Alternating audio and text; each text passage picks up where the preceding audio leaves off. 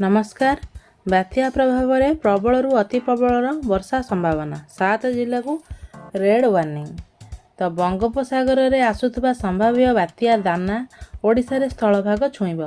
पुरी बालेश्वर मध्य यह स्थलभाग छुईबाकू थिला बेले एही समय पवनर बेग घंटा प्रति 110 रु 120 किलोमीटर रही पारे।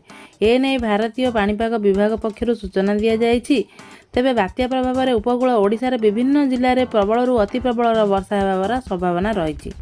मंगलवार कौनसी जिला को सतर्क सूचना नथिला बेले बुधवार गुरुवार मध्य बालेश्वर, भद्रक, जाजपुर, केन्द्रापड़ा, जगतसिंहपुर और पुरी जिले में बिजुली घड़घड़ी सहित किछि स्थान में प्रबल वर्षा हो पारे।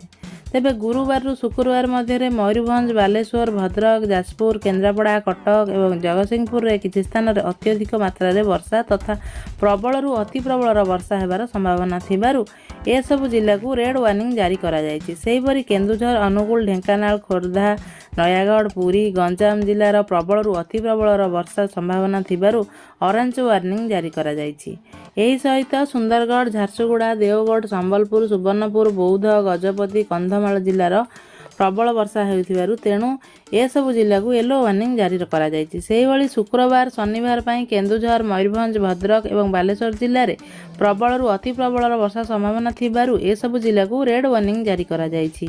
एथि सहित सुंदरगढ़, देवगढ़, अनुगुल, ढेंकानाल, जाजपुर, कटक, केन्द्रापड़ा एवं जगतसिंहपुर जिले में प्रबल वर्षा पई ऑरेंज वार्निंग जारी करा जायछि।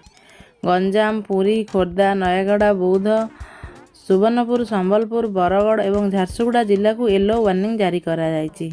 धन्यवाद।